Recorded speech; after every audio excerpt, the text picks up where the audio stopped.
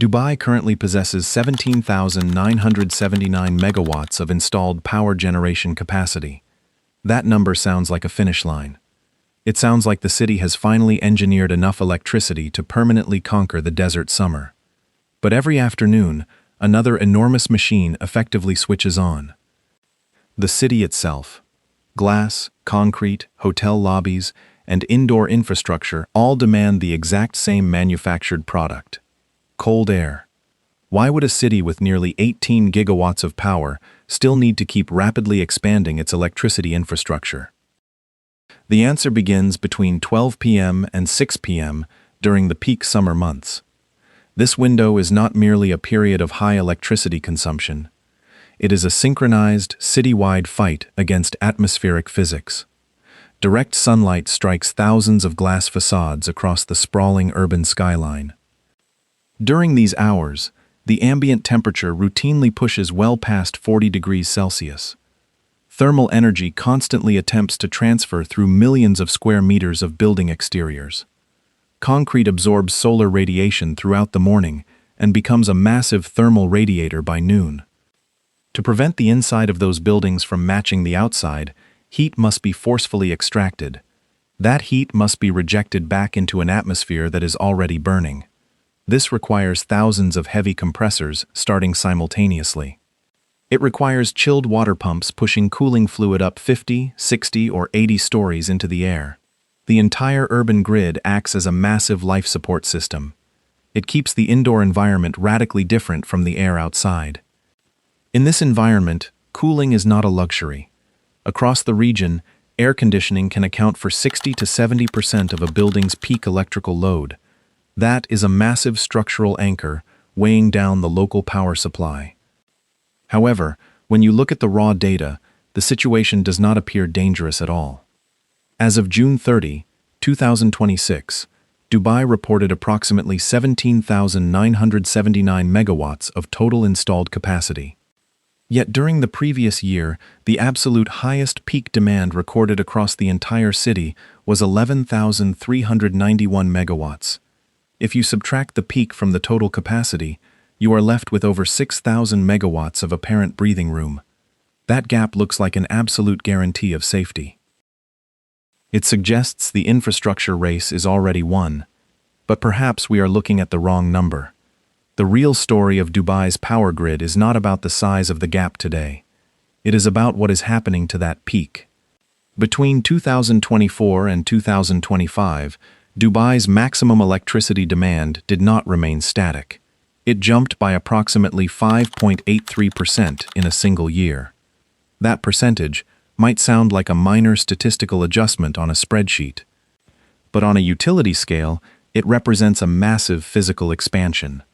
A power grid cannot be designed around an average, comfortable day in November. It must survive the most extreme hour of the entire year. It has to deliver uninterrupted voltage when the maximum number of customers demand cooling power at the exact same second.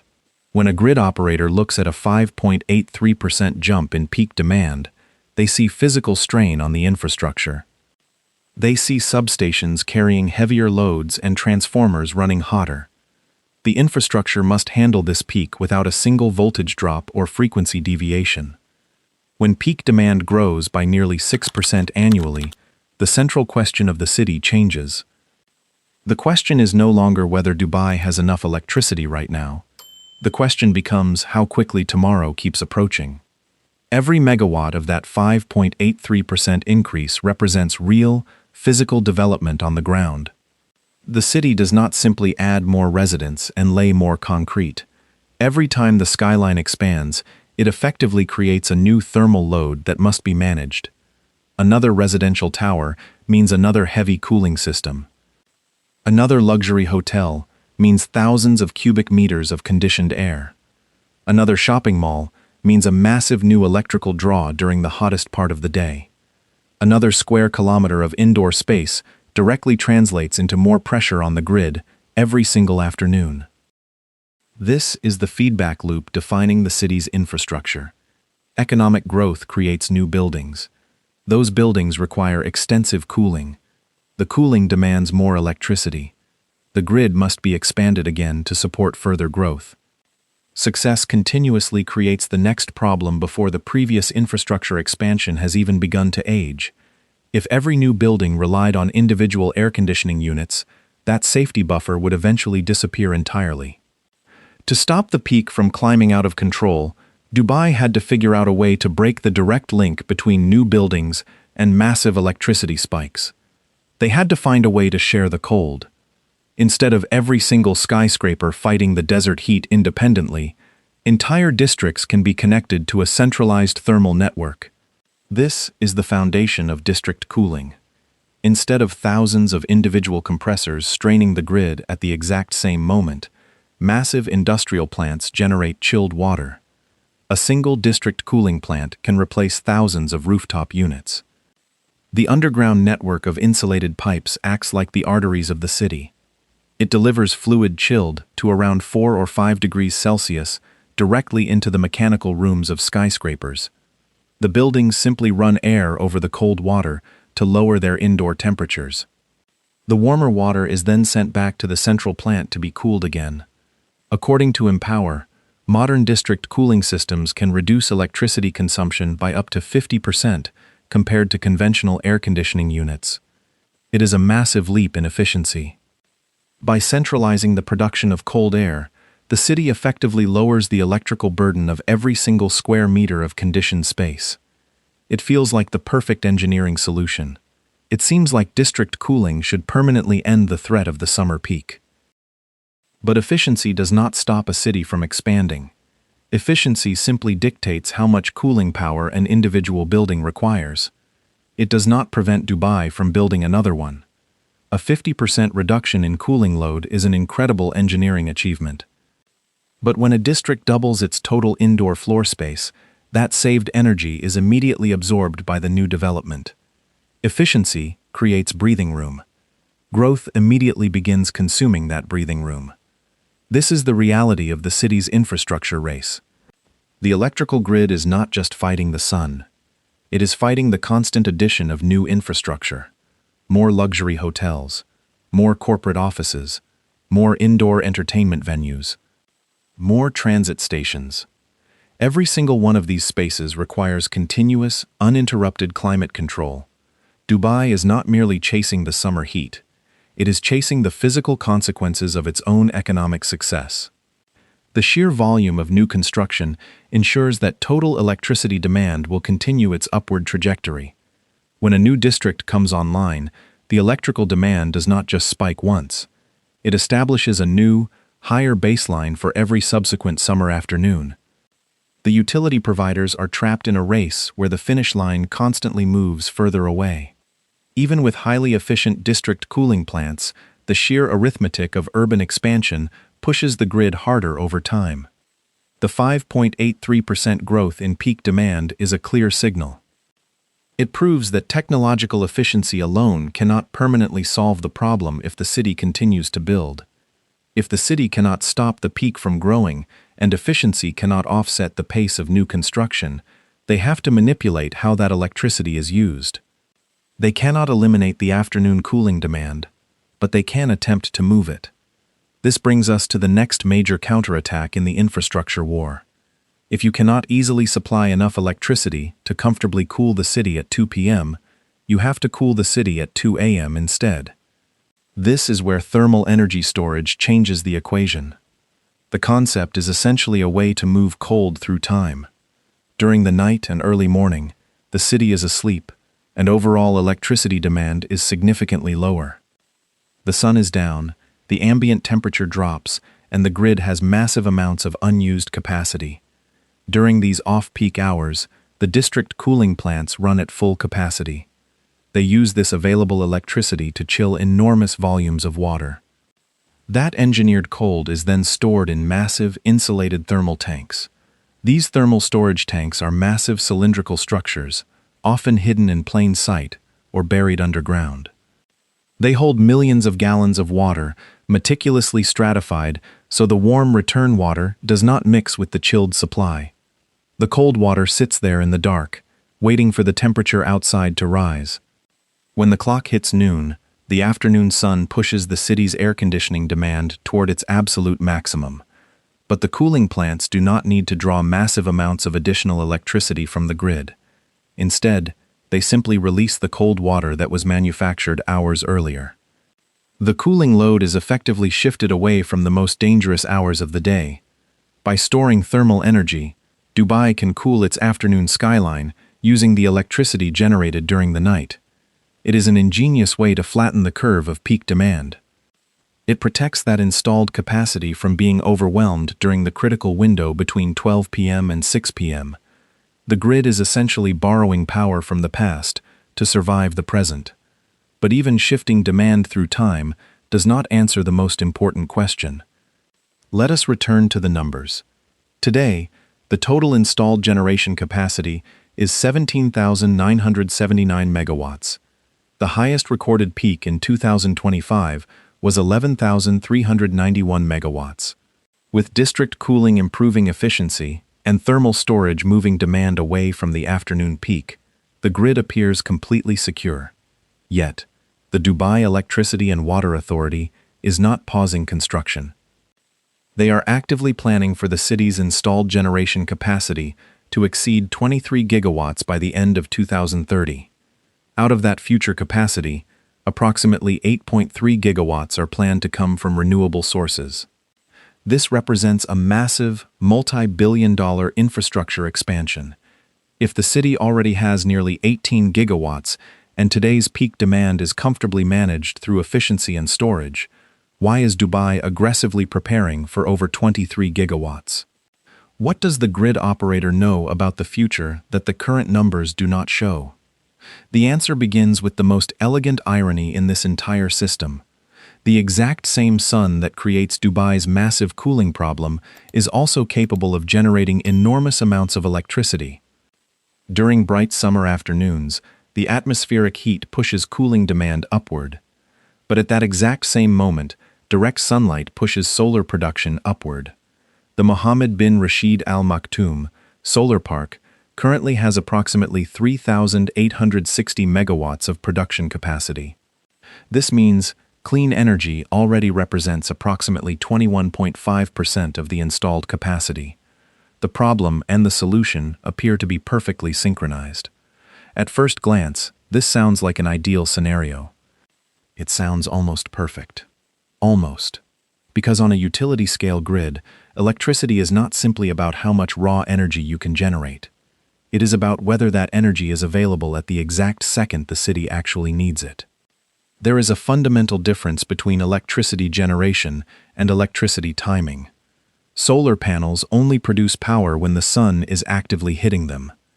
As the afternoon progresses into early evening, solar production naturally begins to drop. But the heat trapped inside millions of square meters of concrete and glass does not immediately disappear. The city's massive cooling systems continue to draw heavy amounts of electricity well past sunset. This creates a dangerous misalignment. The peak of renewable generation does not perfectly overlap with the extended peak of cooling demand. If a grid relies too heavily on solar power without a way to hold it, the system remains vulnerable the moment the sun begins to set. To solve this, the city cannot just build more panels. It has to build a bridge between the moment energy is generated and the moment it is actually consumed. The first major attempt to build that bridge is located away from the skyline, in the mountains of Hatta. Dubai is constructing a pumped storage hydroelectric plant. The physical mechanism is remarkably simple. During periods when solar panels are overproducing, the grid uses that excess electricity to pump water up a mountain into an upper reservoir. The electrical energy is effectively stored as physical elevation. When the sun sets and the evening cooling demand threatens to outpace supply, the water is released. It flows back down through turbines, generating electricity precisely when the grid needs it most. The Hatta project is designed with a capacity of 250 megawatts. It can store 1,500 megawatt-hours of energy. It is engineered for rapid response, capable of injecting power into the grid in seconds. But the most important aspect of this project is not the engineering novelty. It is what that storage allows the city to do. It allows Dubai to take electricity from a moment of surplus, store its physical value, and release it into a moment of extreme demand. Hydroelectric storage is highly effective, but it is limited by geography. To secure a city the size of Dubai, the concept of time shifting has to be scaled up to a massive industrial level. This scale is currently taking shape back at the solar park. The planned 7th phase includes approximately 2,000 megawatts of photovoltaic solar capacity. But more importantly, it includes a 1,400 megawatt battery system. This system is designed for approximately 6 hours of storage, holding 8,400 megawatt hours of electricity. A battery facility of this size is an astonishing piece of industrial infrastructure. It requires massive thermal management systems to keep the batteries themselves cool, and massive inverters to condition the power for the grid. This completely changes the fundamental architecture of the grid. The city is no longer just trying to control how much electricity it generates. It is actively trying to control when that electricity becomes useful. By pairing massive solar arrays with utility-scale batteries, the grid can finally capture the afternoon sun and redeploy it against the evening heat. It reconnects the renewable supply directly to the cooling demand. Every single one of these technological interventions creates more room within the grid. District cooling efficiency creates room. Thermal water storage creates room. Solar generation creates room. Hydro and massive battery arrays create room. But the city never stops expanding into that newly created space. This brings us back to the ultimate question. If Dubai already has nearly 18 gigawatts, and the current peak is significantly lower, why prepare for more than 23 gigawatts by 2030? It is because infrastructure must physically arrive before demand reaches it. A new power plant completed after the peak arrives is too late. A transmission network expanded after a heat wave hits is too late. A district cooling system activated after the buildings are occupied is too late. Dubai is not building for the peak demand of today. It is building for a future city that does not even fully exist yet. It is preparing for the millions of square meters of indoor space that are currently just blueprints on an architect's desk. The way we normally perceive electricity is through lights, screens, and moving vehicles. But in Dubai, a massive portion of the electricity story remains completely invisible. It exists as temperature. It exists as comfort inside a hotel lobby, an apartment, a shopping mall, or a metro station. The city does not merely generate electricity to power devices. It uses electricity to manufacture an entirely separate indoor climate at a citywide scale. When you look at the 17,979 megawatts of installed capacity today, the meaning of that number completely changes. It is not a finish line proving that the city has permanently won its war against the summer heat. Nor does the rising cooling demand prove that the grid is approaching an inevitable collapse. The fascinating reality exists precisely between those extremes. Dubai has built an extraordinary system of power generation, thermal storage, and cooling efficiency. But every time a new district is mapped, every time a new residential tower is topped out, and every time the skyline expands, the total cooling demand moves forward again. The race is not Dubai versus a fixed electrical target. It is Dubai versus a finish line that simply moves every time the city grows. Every new glass tower effectively moves that finish line again. The city's infrastructure must continuously engineer its way ahead of the very success it helps create. This video is for educational and analytical purposes, focusing on utility infrastructure, peak demand, and urban cooling systems. Electrical grid data, generating capacities, and infrastructure targets are subject to change based on ongoing development and future policy adjustments.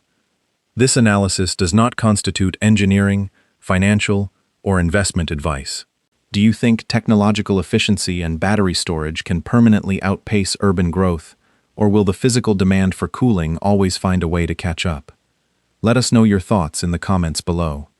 If you found this investigation valuable, make sure to like this video and subscribe to the channel.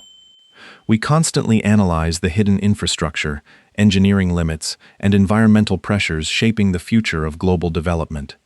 Thank you for watching, and we will see you in the next deep dive.